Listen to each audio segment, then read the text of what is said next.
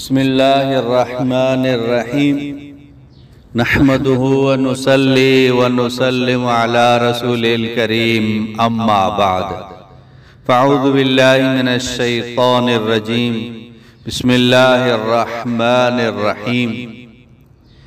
آج کا وظیفہ یہ رزق کی چابی کا وظیفہ ہے۔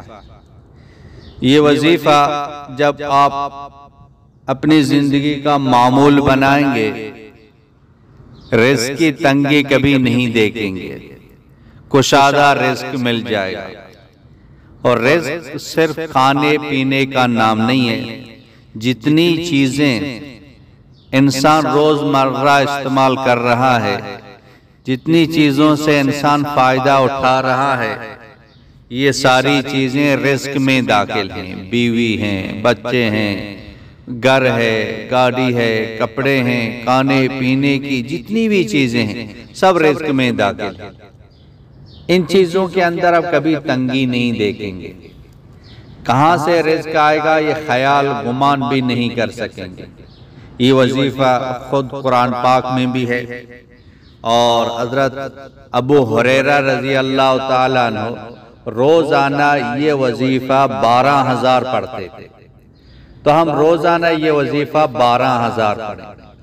ہم یہ حدیث پاک میں بھی ہے، انسان کی روزی تنگ کر دی جاتی ہے ان کے گناہوں کی وجہ سے۔ جب گناہ ہی ختم ہوں گے تو اللہ پاک اس کی رزق میں بے شمار وسیع برکتیں عطا فرمائیں گے۔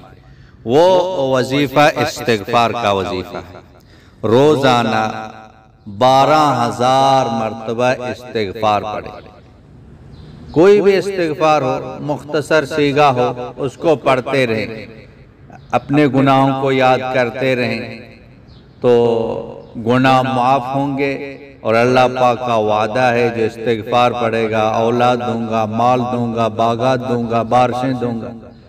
تو اللہ پاک کبھی وعدہ خلافی نہیں کرتا۔ تو اس کا زندگی کا معمول بنائیں۔ جیسے پہلے عرض کیا، حضرت ابو ہریرہ رضی اللہ تعالیٰ عنہ 12,000 مرتبہ روزانہ استغفار پڑھتے تھے۔ تو اس کے زندگی کا معمول بنائیں، انشاءاللہ رزق کی تنگی کبھی بھی نہیں دیکھیں گے۔ بہت ہی مجرب ہے، خود بھی اس پر عمل کریں اور ان تک یہ پہنچائیں۔ وآخر دعوانا ان الحمدللہ رب العالمین۔ مولانا عبدالحکیم اسحاق کے بیانات کے لیے حکیم اسحاق آفیشل کو سبسکرائب کریں۔ مولانا عبدالحکیم اسحاق۔